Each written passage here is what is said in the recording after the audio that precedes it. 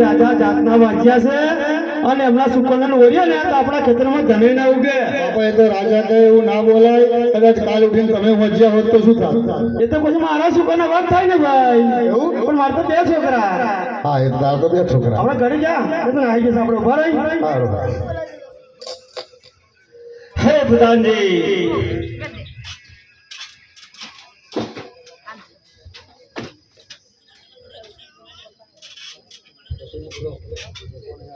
મહારાજા ખેડૂત ભાઈઓ ક્યાં જતા હતા અને આપણને જોઈ કેમ અવળો ફરીને ઉભા છે? માટે સત્વરે તેની તપાસ કરો. હે ખેડૂત ભાઈઓ તમે ક્યાં જતા હતા અને કેમ અમને જોઈને પાછા? એટલે ભાઈ ઘણા વર્ષે વરસાદ પડ્યો. શું કરે પડેલો? આજે વરસાદ પડ્યો વરસાદ વધારે તમારા હરત નહીં ચાલતું, પાછા પડ્યા. નહીં ખેડૂત ભાઈ તમે જૂઠું બોલો. એટલે ઓરતા પણ બાજરી સારા ના પડી પછી પાછું તો ઉપર પોણી ટેશન અમુક થઈ ગયું. પછી એટલો બધો તો વરસાદ દેખાતો નથી. અરે અમારા સુરમ તો વરસાદ એટલે ટેશન અમુક પાણી હરત નહીં ચાલતું. અમાર તો એટલો બધો પડ્યો જ નહીં. પણ જોવા હોય તો બતાવો. હેડો એવું છે? પણ બાબુ ચાયડામાં કેડો ના રાખાય. તો કદાચ ચાયડા વધારે છે તો ચાયડા વરાપ થાય તો ઓળશું તમે પાછા વળી ગયા. નહીં તમે સાચું બોલી જાવ. એટલે ભાઈ એક વાત કહું, જો આપણા મોટા રાજા અને એમની હમું સાચી બોલે ને તો હવે કહો મારી માઇન્ડ ધુમડા કાઢી નાખે તો પૂરી કરે જાય. ના મારે તો સોરા રખડી જાય. એ તમે કોઈ બીક નહીં રાખવાની. હા તમામ જવાબદારી મારી હશે. ના કઈ નહીં. આપણા મોટા રાજા બાપા હવે તમે રહ્યા કહેવાય અને કહો તો પૂરી કરે તો મારે તો સોરા રખડી જાય. નહીં પૂરી.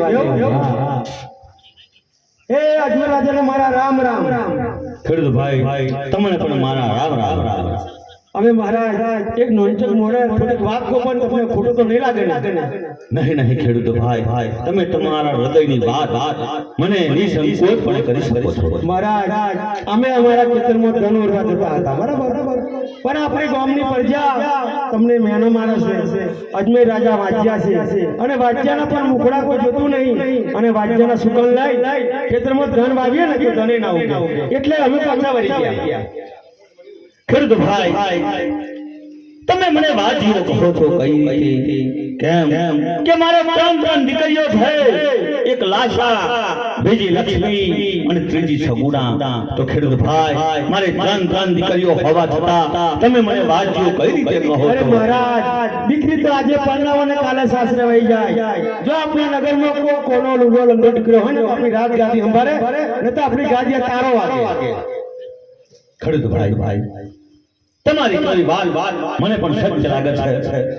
જો તમને આજે મારા સુકણ થતા હોય તો તમે પાછા વળી જાઓ અને કાલે સવારે તમે સારા સુકણ લઈ અને વાવણી કરવા માટે જાજો. બહુ સારું મહારાજ. હે સારા સુકન લઈ ખેડૂત ભાઈ